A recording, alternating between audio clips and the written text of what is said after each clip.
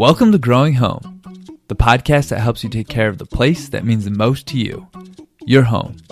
I'm your host, Therrien, alongside your co-host, Len and Giddix.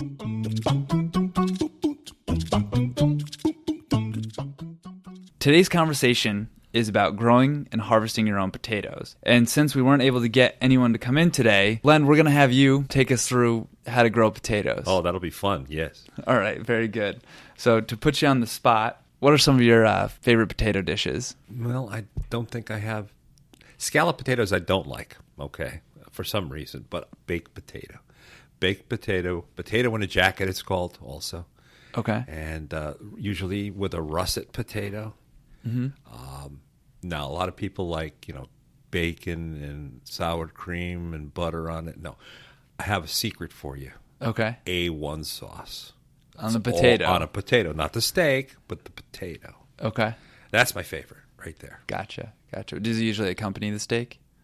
Not necessarily. No, I can have a baked potato all by itself. With the A1 sauce? With the A1s. That's pretty much mandatory. How about you? Oh, I'm a mashed potato guy. You are. I always have been. Something my aunt and I always bonded over. Yeah. And what's not to like about mashed potatoes? They're warm. They're homey. They reek. What's the word I'm looking for? Comfort. Oh, yeah. I mean, I always associated mashed potatoes with the holidays. Yeah. And making, that you make the little volcano to put your gravy in. To each his own, Terry. Yep.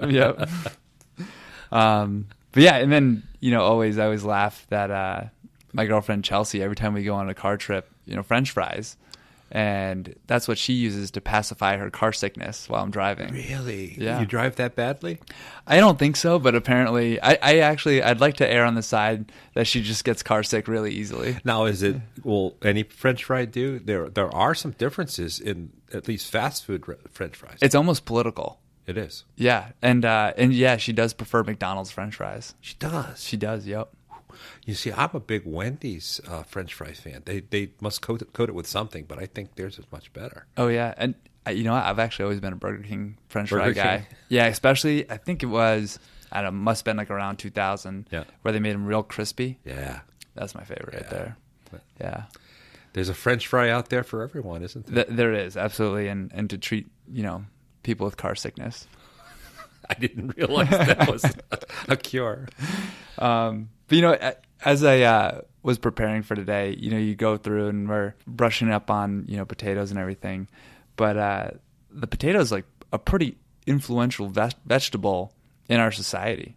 All around, yes. Yeah. I mean, even from, all these different dishes to the potato battery we experiment with in middle school. That's right. Yeah, which is pretty cool, where the potato just allows the transfer of ions between two metals, and and as it's transferring those ions, it creates an electrical current. Yeah. And there's actually they're doing studies to see how they can use potatoes in third world countries as auxiliary power. Isn't that crazy? That is crazy. Yeah. How many potatoes does it take to light a light bulb? It was, I don't know. You actually have there is a number? There's a number. Yep. And I can't remember. I saw a picture with 3. Probably an LED would shine easier than an incandescent, which is not available in the United States anymore. Well, they said however many potatoes it was. Yes. But it was keeping a room lit for 40 days they could do with potatoes. Really? Amazing, right? And what are we fooling around with solar for? I And don't wind know. power. We could just grow potatoes. Right? Endless supply. And I don't even know. You could probably eat them after you're done using the energy. Imagine they might even be cooked. Absolutely. And then, there's always, our movie stars, like Mr. Potato Head. Of course. Yeah. So I read that Mr. Potato Head was actually invented by George Lerner, and it was in 1949. It was actually the emotion pieces that you put on a real potato. Like arms and legs and eyes and stuff. Yeah. Right. And the mustache. Yeah.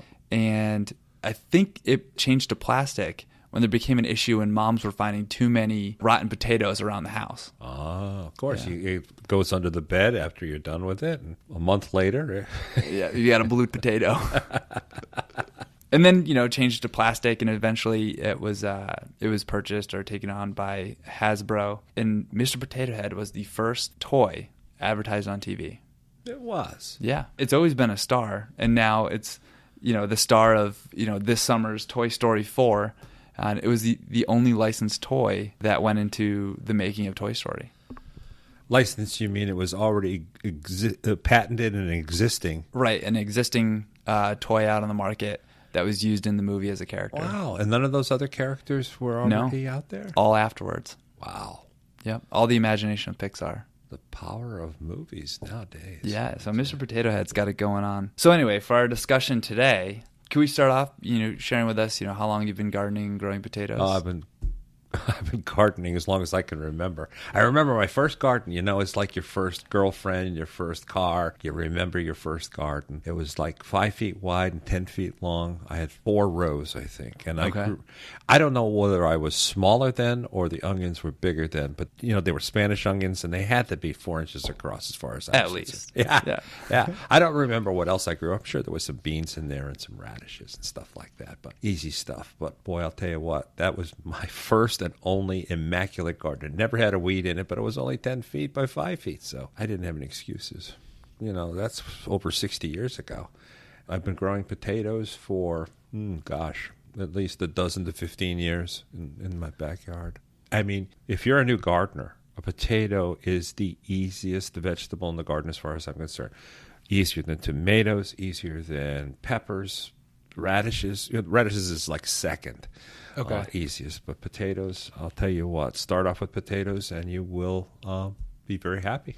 Right. And then what about how easy is it to get a substantial yield from them? Oh, yeah, they're like rabbits. You put from one seed potato, and we're going to talk about seed potatoes later, but from one seed potato, let's say the size of a hen's egg or a little bit bigger, you cut that in half, you will easily get 8 or 9 pounds of potatoes, harvested potatoes, of different sizes, of course. Mm-hmm.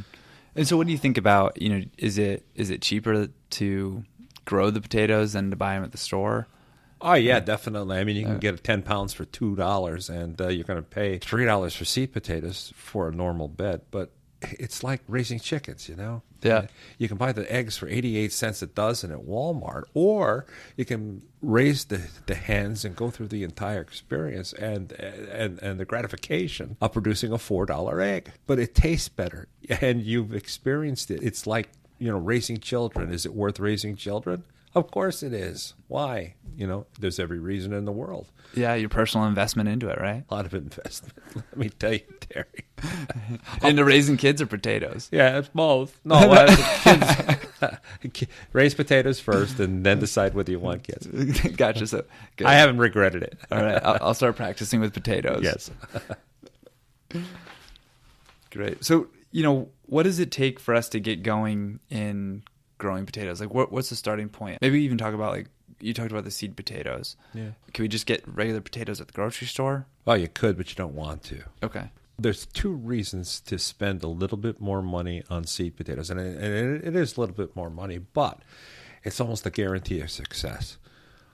One, the potatoes in the store are treated with a sprouting inhibitor. Mm-hmm. In other words, they all have eyes on them, but the eyes are very small, and this inhibitor keeps those from growing. So you could take them and put them in the ground, but they would come up a lot later because of that inhibitor. And I'm sure you've opened up a bag of potatoes in your lifetime and found a couple of gushy ones in there. Well, that's because they're not selected to be disease-free.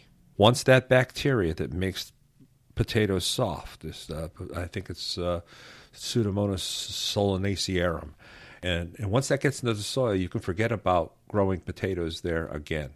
In that part of the garden? In that part of the garden, because that bacteria will always be there and it will always rot your potatoes. So you want to start off with seed potatoes that are certified to be disease-free. They're cured ahead of time. The curing process is just an aging process to harden off the skin, and they're tested for disease, and only then are they sold to places like Mackeys where you can buy lots of different varieties. That's where I buy mine all the time. I have been doing it for years. Yeah. We've got a whole bunch of the traditional ones. Those come in the bulk bags and everything.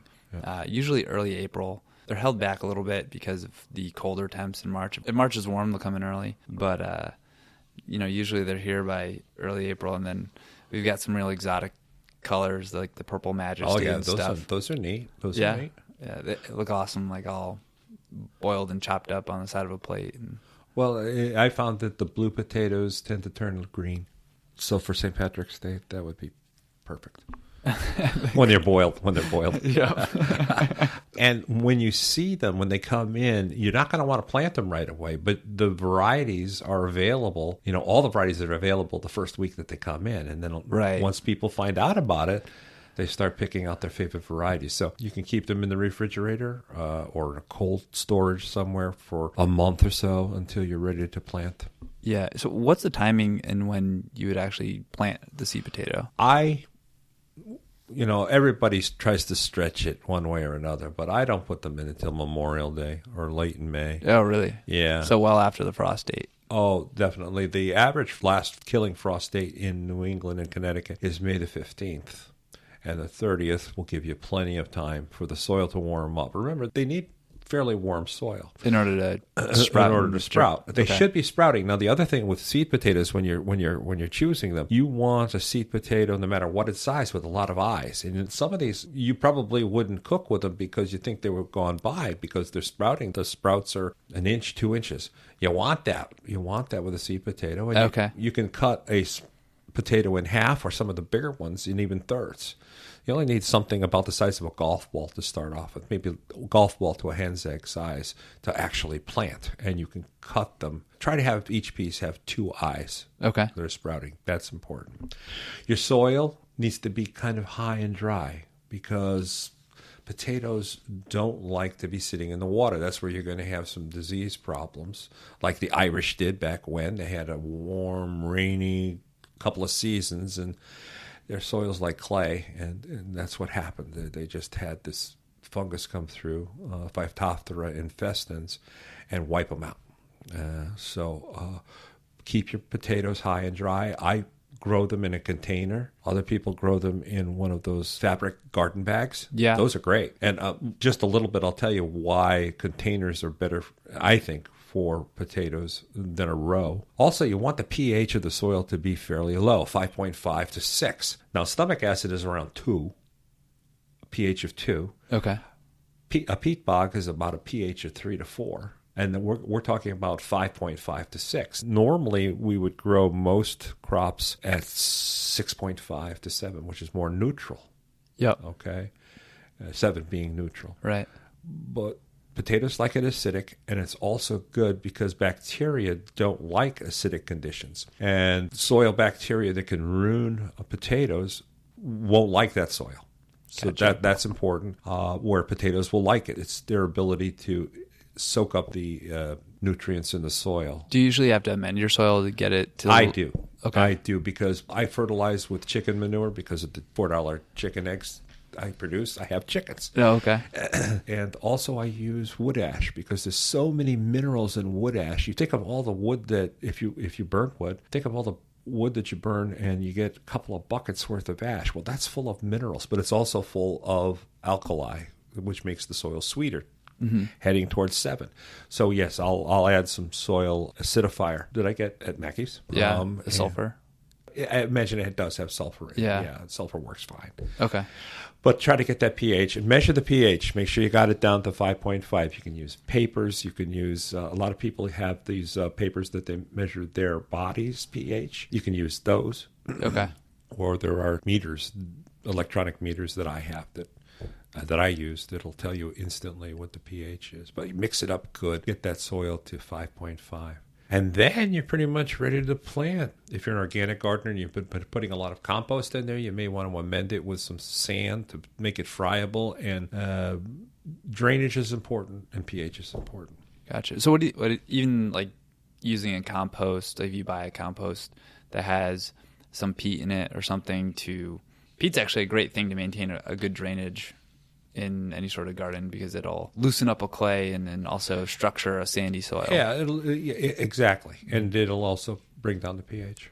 But the important thing is the drainage. Drainage is important. And is that why you do it in containers? Well, that's one of the reasons, because I